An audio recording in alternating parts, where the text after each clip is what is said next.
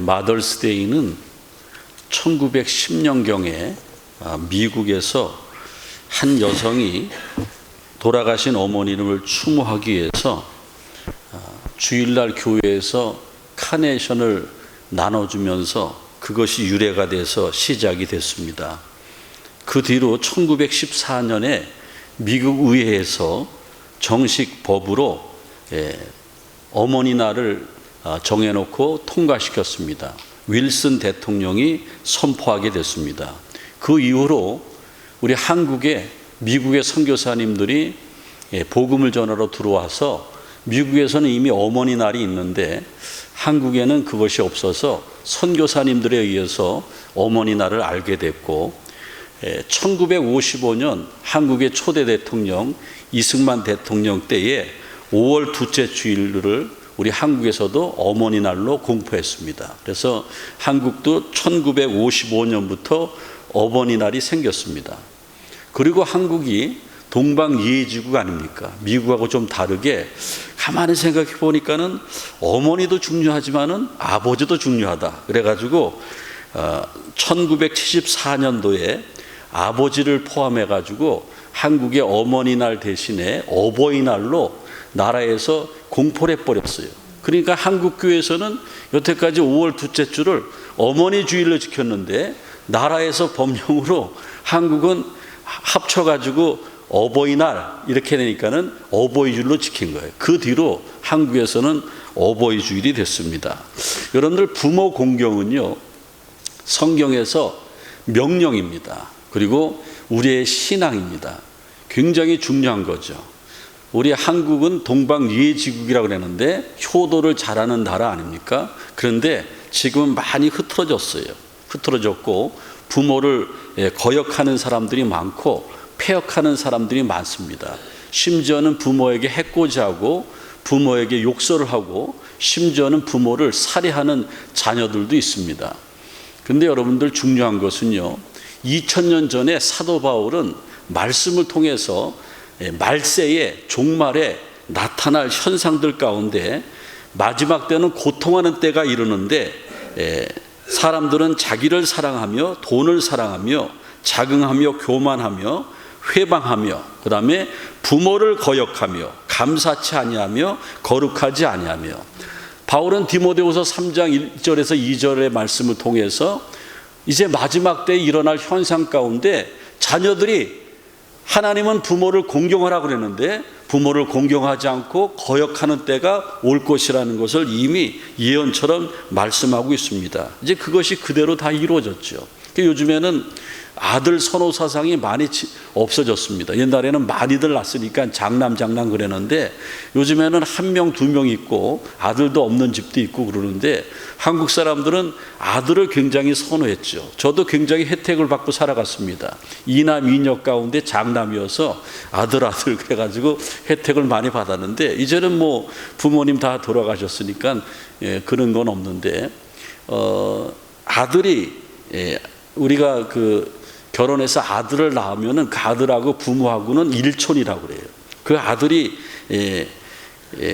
대학을 가면은 사촌이라고 얘기한대요. 그 아들이 군대 갔다 오면 팔촌이라고 그런대요. 근데 그 아들이 장가를 가버리면 사돈의 팔촌이라고 그래요. 여러분 한국의 촌수 아시는 분도 알지만은 사돈의 팔촌은 남이라는 겁니다. 그래서 사실은요 오늘날 이것이 현실이죠. 그래서 너무 자식 그러지 말라라는 거예요. 그래서 자식에게 상처를 덜 받는 비결이 있는데 요즘에 부모들이 자식들한테 상처를 얼마나 많이 받습니까? 그냥 보기 좋게 우리 애들은 참 착해 그러지만은 저한테 개인적으로 상담하기는 많은 성도들이 자식 때문에 상처를 받는 분들이 있더라고요. 그런데 자식에게 상처를 덜 받는 비결은요 꼭 기억하세요. 어버이들 기대하지 말라. 너무 우리가 기대하니까는 상처를 받는 거예요. 그 다음에 또 한 가지는 남의 자식과 비교하지 말라는 거예요. 남의 자식 잘 되고 효도 잘하는 거 그거 보고 내 자식하고 비교하면은 큰 상처를 받고요 부모 자식 간에 금이 가는 거예요. 또 한 가지 세 번째는요 자식이 내가 부모로서 엄마로서 아빠로서 자기에게 잘해주고 희생했던 것 알아달라고 하는 그런 마음조차 갖지 말라는 거예요. 요즘에 안 알아준다라는 거예요. 그리고 보상받으려고 그러지 말라는 거예요. 그 다음에 또 한 가지는요, 자식은요, 결혼해서 살고 커서 나가면은 자식의 입장이 있는 거예요. 근데 항상 부모는 자식을 어린애 취급해서 자기 입장에서 판단하니까는 금이 가는 거예요. 그러니까 자식의 입장을 부모는 이해하라는 거예요. 그래야지 자식들에게 덜 상처를 받는다라는 거예요. 고개를 끄덕끄덕거리신 분은 상처 많이 받으신 분들이에요. 근데 또 한 가지는요, 내 자식들이 잘 됐으면 내가 훈장 탔다고 막 뻐기지 말라는 거예요. 예? 자식을 너무 자랑하지 말라는 거예요. 왜냐하면 자식을 너무 자랑하다가 너무 큰 상처를 받게 되는 거예요. 남의 자식들도 다 잘 됐다라는 거죠. 우리가 삶을 살면서 가정에서 부모 자식 간에 이렇게 만남이 있는데, 만남을 통해서 부모 자식 간의 관계가 형성이 되면서 효도라는 말이 생겨나는 거예요. 그러면은 부모 자식 간의 관계는 무슨 관계인가? 성경적인 효도는 뭔가? 부모를 기쁘게 하라 그랬습니다. 내 부모를 즐겁게 하고 너 낳은 어미를 기쁘게 하라. 부모를 기쁘게 하는 것이 효도라는 거예요. 여기 아직까지 부모님이 살아계신 분들은 부모를 기쁘게 해야 돼요. 여러분들 선물 많이 받았습니까? 죄송합니다. 제가 또 상처 주는 얘기를 했네. 근데 한국의 부모님들이 어버이날 또 마더스데이 때 가장 받고 싶은 선물이 뭐예요? 64%가 캐시예요. 캐시. 머니. 예? 뭐니 해도 머니가 최고야.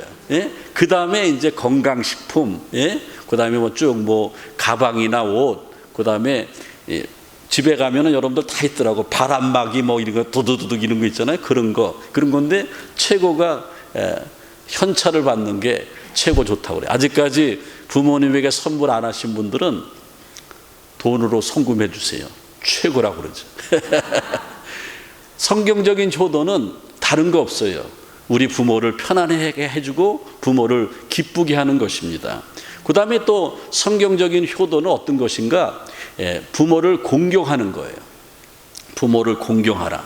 이 공경이라는 말이 뭐냐면은 히브리 말로 카베드라는 것인데, 하나님의 백성이 하나님을 향한 자세가 카베드예요. 공경이에요. 그러니까는 부모를 공경하라는 것은 부모를 하나님 대하듯이 정중하게 대하다는 거예요. 그래서 여러분들 이런 말 들어봤죠? 부모님은 하나님과 동창생이다. 예? 그래서 이 공경이라는 말은 대단한 말입니다. 효도보다도 엄청 큰 말이 부모를 공경하라는 거예요. 그래서 성경적인 효도는 부모를 공경하는 거예요. 하나님을 우리가 최고로 높이는 그러한 마음이 있듯이 부모를 그렇게 정중하게 높여드리는 것이 공경입니다. 그래서 부모를 왜 공경해야 되냐면은, 부모는 내 생명의 전수자예요. 내가 아무리 잘났어도 나 혼자 세상에 뚝딱하고 태어나지 않았습니다. 부모님은 나에게 생명을 허락해 준 분이에요. 내가 이 땅에 있게 했습니다. 그리고 부모의 피를 이어받고 부모의 성품을 이어받고 또 신앙 좋은 부모님의 신앙도 유산으로 받은 것이 우리 부모님입니다. 그래서 부모를 공경해야 돼요. 그리고 또 한 가지, 부모를 공경해야 될 이유는, 물론 효도는 명령이고 신앙이지만은 시편 127편 3절에 보면은 자식은 주의 주신 여호와께서 주신 기업이고 태의 열매는 그의 상급이로다. 이 말씀 뭐냐면은 자식은 부모에게 상급이라는 거예요. 아무리 부모가 존귀한 존재라도 혼자는 존귀할 수가 없어요. 자식이 있기 때문에 존귀한 자예요. 그래서 성경은 자식은 하나님께서 우리에게 주신 상급이고 태의 열매는 우리의 기업이 된다고 그랬습니다. 그래서 부모 자식 간의 그런 관계가 형성이 되는 거예요. 그래서 자식은 우리에게 힘이 되는 것이고, 조금 모자른 것 같아도 내 성이 안 차도 내 자식이기 때문에 나에게 힘이 되고 열매가 되는 거예요. 자식이 있으면은요, 자식이 같이 있지 않지만은 이 지구촌 어느 공간에 내 자식들이 살고 있다고 하는 그것 때문에 부모는 힘이 있고 든든하고 안정된 거예요. 그 다음에 성경적인 효도, 부모를 공경하라는 말은요, 좋은 관계를 유지하라는 거예요. 그래서 좋은 관계는 부모가 자식들하고 좋은 관계를 유지할 수 있도록 애쓰고 노력해야 돼요. 자식들도 똑같아요. 부모하고 좋은 관계를 갖기 위해서 부모의 입장에서 생각하고 좋은 관계를 유지해야 됩니다. 근데 요즘에는 그렇지 않습니다. 말세에는 고통하는 때가 이르고 교만하고 회방하고 부모를 거역한다고 그랬습니다. 1994년도에 박한상이라는 못된 아들이 한약상을 경영하는 부모님을 불을 태워 죽인 엽기적인 사건이 있었습니다. 그 다음에 한간에 굉장히 한국을 떠들썩하게 했던 1999년 5월 달에 한국의 명문대 다니는 24살의 이은성이라는 대학생이 술을 마신 후에 어려서 아버지한테 학대받고 또 공부하는데 너무 스트레스를 주고 막 그러니까 그런 게 막 쌓여가지고 술을 먹고 들어와가지고 그 명문대 대학생이 아버지 엄마를 죽이는 거예요. 먼저 어머니를 망치로 살해하고 아버지를 살해했어요. 근데 막 제정신이 아니죠. 그 다음에 죽은 시체를 어떻게 할까 하다가 톱으로 열토막을 내는 거예요. 그래가지고 신문지와 비닐에 싸가지고 서울 명동에, 서울 대공원에, 이건 신문 기사를 보고 내가 얘기하는 거예요. 동작대교 주변에, 한강 주변에 다 버려버렸어요. 여러분들 지금 이 시대를 페륜의 시대라고 그래요. 배은망덕을 넘어서서 페륜의 시대라고 합니다. 그래서 여러분들 진정한 효도는 가족관계에서 이루어지는 것이 아닙니다. 신앙 가운데 이루어지는 거예요. 그래서 효도는 하나님이 명령하셨고 효도는 우리의 신앙이 되어야 된다는 겁니다. 오늘 본 말씀 3절에 보면은 내 부모를 공경하라 그랬습니다. 내 부모를 공경하라. 그리고 내가 땅에서 장수하리라 이렇게 말씀하고 있습니다. 그러면 우리가 왜 부모를 공경해야 되고 그래야 되는가? 오늘 1절 말씀에 보면은 자녀들아 너희 부모를 주 안에서 순종하라 이것이 옳으니라 그랬습니다. 하나님은요 부모를 공경하는 것을 옳은 일이라고 그래요. 옳다라는 말이 해석해 보면은 원리에 맞다라는 거예요. 물이 위에서 아래로 흐르는 것이 원리에 맞는 거예요. 그래서 우리는 효도하는 것이 옳은 일이니까 하라고 성경은 말하고 있습니다. 그리고 부모가 자식을 사랑하고 희생하는 것, 또 자식이 부모에게 효도하는 것, 이거 기본 원리에 맞는 거예요. 그러니까 효도하라는 거예요. 그래서 우리 자식들은요 부모가 말씀하시는 것을 거역하면 안 돼요. 요즘에 자식들한테 얘기하면은 자식들이 토를 달죠. 몰라서 그래요. 구글에 그렇게 안 나와 있어요. 구글에 보면 엄마 아빠 말 틀렸어요. 요즘에 막 그러지 않습니까? 그런데 성경적인 효도는요 부모가 말씀하는 것을 순종하라 그랬어요. 왜? 부모는 우리에게 생명을 주시고 나보다 경륜이 있고 나보다 깊은 생각을 가지고 있는 것이 부모님이기 때문에. 미국의 초대 대통령이 조지 워싱턴인데 조지 워싱턴은 대통령 되기 전에 청소년 때 꿈이 배의 선장입니다. 그래서 성장을 해서 선박회사에 해양회사에 시험을 봐서 합격이 돼서 좋은 조건으로 배를 타게 됐습니다. 조지 워싱턴은 여러분들 잘 알지만은 굉장한 가문입니다. 잘 사는 집이에요. 그래서 이제 배를 타러 나가는데 어머니가 배를 타기 전에 눈물을 흘리면서 뭐라고 얘기하냐면은 아들아 나는 네가 배의 선장이 되기를 원하지 않는다. 그건 내 뜻과 상관이 없다. 눈물을 흘려요. 그때에 워싱턴은 효자였어요. 왜냐하면은 어머니가 신앙으로 길렀기 때문에. 얘 어머니 그러더니만은 하인에게 내 짐을 저 배에서 다 내려라. 내가 배를 안 타겠다. 그러면서 뭐라고 얘기하냐면은 어머니의 눈물과 내 꿈은 바꿀 수가 없는 것이다. 어머니가 눈물로 말씀하시는 것에 내가 따르겠다. 그래서 어떻게 됐습니까? 큰 배의 선장은 안 됐지만은 미국이라는 거대한 나라를 움직일 수 있는 미국의 선장이 되지 않습니까? 어떻게 할 때에 부모의 말에 순종하고 따를 때에 부모가 말하는 것이 옳은 것이고 또 효도하는 것이 옳다라는 것이죠. 그 다음에 오늘 2절 말씀에 보면은 내 아버지와 어머니를 공경하라 이렇게 말씀하고 있습니다. 내 아버지와 어머니를 공경하라. 이것은 약속 있는 첫 계명이라고 그랬어요. 여러분들 성경에 보면은 율법이 있는데 모세오경에 율법이 613가지가 있습니다. 그 613가지는 하라와 하지 마라의 명령입니다. 그 613가지의 명령을 함축해 놓은 것이 10가지 명령이에요.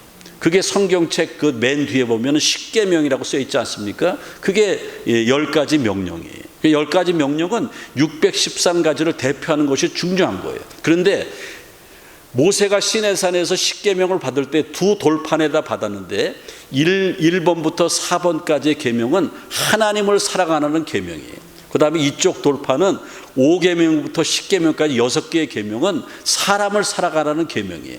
근데 사람을 살아가라는 계명 가운데 약속 있는 첫 계명, 근데 10계명의 제5계명이 내 부모를 공경하라요.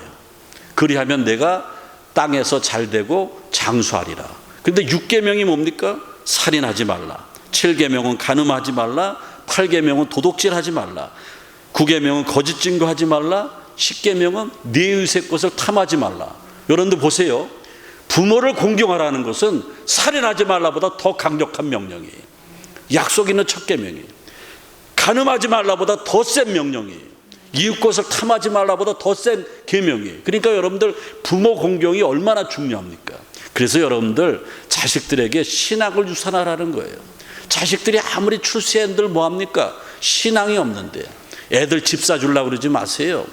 돈 물려주려고 그러지 마세요. 그것보다는 좋은 부모가 돼서 내 안에 있는 예수를 신앙의 유산으로 물려준다고 하면은 그 자식들은, 그 후손들은 끝까지 효도하는 가정이 돼 있어요. 왜냐하면은 신앙생활 잘하면 잘할수록 효도 안 할 수가 없는 거예요. 왜? 우리가 하나님을 믿고 하나님의 말씀을 믿고 있기 때문에 그렇다라는 겁니다. 그리고 오늘 3절에 보면은 이것은 약속 있는 첫 계명이니 이는 내가 잘되고 땅에서 장수하리라. 왜 부모에게 효도하고 공경해야 되냐면은 약속 있는 첫 계명이고 땅에서 잘되고 장수하리라. 하나님이 인간에게 최고의 축복을 해주신 말씀이 십계명의 5계명이고 오늘 본 말씀 에베소 6장 3절이에요. 땅에서 잘된다. 엄청 잘된다. 깜짝 놀랄 정도로 잘된다. 왜? 하나님이 잘되게 하시니까. 그 다음에 잘되고 일찍 죽으면 뭐예요? 예? 누려보지도 않는데. 그런데 효도하면은 100살 이상은 산다. 장수하리라. 그러니까 하나님이 효도할 때 주시는 복은 성경에서 말하는 최고의 복을 주셨다라는 거예요. 그러니까 여러분들 자식들이 복을 받게 하기 위해서는 재산 물려주지 마시고 신앙을 유산해서 왜 효도해야 되는지, 효도하면 어떤 복을 받는지를 알아야 된다는 겁니다. 그러면 어떻게 효도해야 되는가? 어떻게 효도해야 되는가? 내 부모를 기쁘게 하고 즐겁게 하라고 성경은 말하고 있는데 나이가 들면은요 외로워져요. 노인들의 문제는 외로움의 문제입니다. 왜냐하면은 사랑하는 자식들이 결혼해서 떠나요. 내 품 안에 있을 때는 좋았는데 결혼하고 다 지들 가정 찾아가니까는 1년에 한 번 정도 볼까 말까 뭐 그 정도예요. 그 다음에 친구들도 나이가 드니까는 점점 세상을 떠나요. 그리고 아내가 먼저 죽네요. 남편이 먼저 죽네요. 그러니까는 독거노인이 된다라는 거예요. 요즘에 독거노인이 얼마나 많은지 몰라요. 한국은요 인구가 5천만 정도뿐이 안 된다고 그래요. 그런데 혼자 사는 1인 가구가 1200만 명이에요. 한국은 2명 이상 사는 사람들 빼고 1명 혼자 살아가는 사람이 1200만 명이에요. 근데 그 중에서 독거노인이 215만 명이에요. 215만 독거노인이 이제 자살을 시도하려고 했던 노인들이 13.2%예요. 그래서 독거노인들이 혼자 있다가 연락이 안 되고 주변 사람들이 또 가족들이 나중에 와서 오면은 혼자 죽어 있어요. 연락이 안 되니까. 그래서 고독사가 많다라는 거예요. 65세 이상 한국 사람의 고독사의 원인은 질병이고요. 또 한 가지는 자살이라고 그럽니다. 그래서 한국에는요 유품 정리 업체라는 것이 있어요. 유품 정리 업체가 뭐냐면은 아버지 어머니가 혼자 계시다 돌아가셨는데 끔찍하죠. 자기들이 들여다보지도 않았는데 유품을 정리하려니까는 뭐 챙길 것도 없고 막 싫어요. 그러니까는 유품 정리업체에다가 아무개 어디 주소를 얘기해주고 가서 그걸 보고 유품 정리하는데 얼마나 드냐 견적을 뽑아요. 그래서 견적을 딱 보면은 고인의 집의 견적은 얼마입니다. 그러면은 유품 정리업체가 와서 정중하게 거기다 인사를 하고 그리고 하나하나 다 정리해요. 그리고 꼭 필요한 것은 유족에게 자식들에게 전달하고 나머지는 다 불태우고 폐기 처분하죠. 그 유품 정리업체 그 사장의 그 인터뷰를 들어보면은 가끔 고독사한 그 노인의 일기장이 있는데 거기 보면은 자식들에게 외면당하고 또 버림당하고 그리고 끝까지 내가 죽기 전에 자식이 찾아올 것을 기다리다가 이제 그런 일기를 쓰다가 돌아가신 어르신들이 많다라는 거예요. 그러니까 여러분들 진짜 효도는 어떻게 해야 되는가? 부모님의 외로움을 덜어줘야 돼요. 그러려면 어떻게 해야 됩니까? 부모님을 만나는 횟수를 좀 늘려야 돼요. 그리고 요즘에는 뭐가 있습니까? 카카오톡 그래가지고 이게 음악 나오지 않습니까? 화상통화하자고 그거라도 자주 하셔야 돼요. 그래야지 외로움이 덜어지지 않습니까? 그리고 또 한 가지는요, 나이가 들면은 몸이 자꾸 아파요.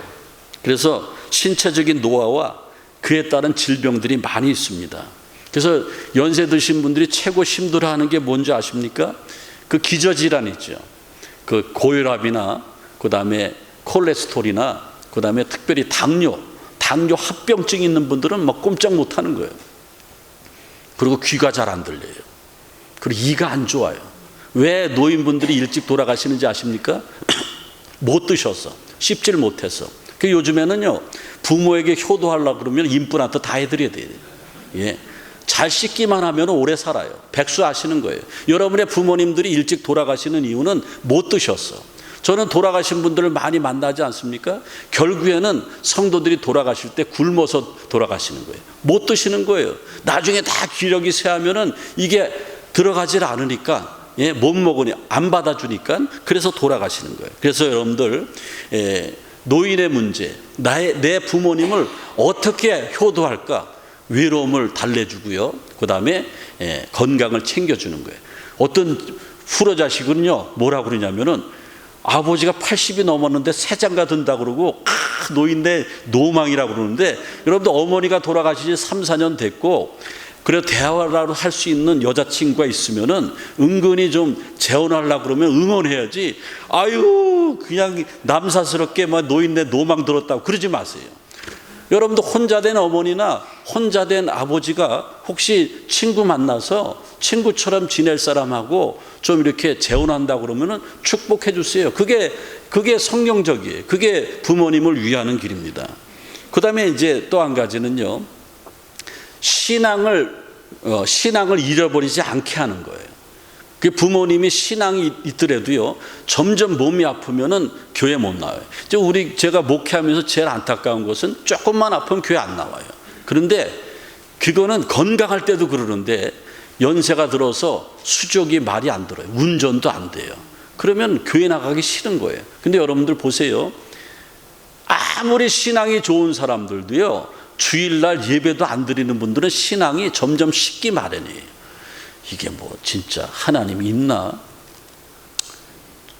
천국이 있나? 그런 생각 드는 사람들이 많아요. 그래서 제가 질문 받는 게, 연세 드신 분들 신방 가면은 목사님 솔직히 얘기해 주세요. 솔직히. 하나님 계세요? 솔직히 얘기했어요. 천국 지옥 거짓말이죠? 이거 물어보는 사람이 있어요. 그러니까 여러분들 연세가 들으면은 총기가 떨어지고 신앙도 막 흔들리는 거예요. 그래서 여러분들 혼자 사는 부모님들이 있으면은 1년에 한 번은 같이 가서 부모님이 다니시는 교회 딱 모시고 가서 내가 우리 어머니다 우리 아버지다 자랑하면서 앉아서 예배 드리고, 담임 목사님 모시고 자기 어머니 아버지 모시고 식사도 대접하고 오고, 좀 그래야죠. 그래야지 여러분들 그 교회에서 존재감이 있고 그 부모님이 계속해서 교회를 다니고 싶어 한다라는 거예요. 그래서 여러분 나이가 들면 가장 중요한 것이 자기의 죽음을 스스로 준비할 수 있도록 도와드리는 거예요. 그게 뭐냐면은 천국 갈 준비하는 거예요. 여러분들 내가 준비 안 하고 마지막을 맞는 사람들 치고 그 비참하지 않는 죽음이 어디 있습니까? 계시록 14장 13절에 보면은 주 안에서 죽는 자가 복되도다 그랬습니다. 사랑하는 성도 여러분, 이제 오늘 말씀을 마치겠습니다. 우리에게는 부모님이 있었고 또 돌아가신 분들도 있고 지금 또 자식들도 있습니다. 가정은 굉장히 소중한 거예요. 근데 이 부모 자식 간의 관계에 어떤 요소도 이 부모 자식 간의 관계를 행복하게 만들 수 있는 요소가 세상적인 요소는 하나도 없어요.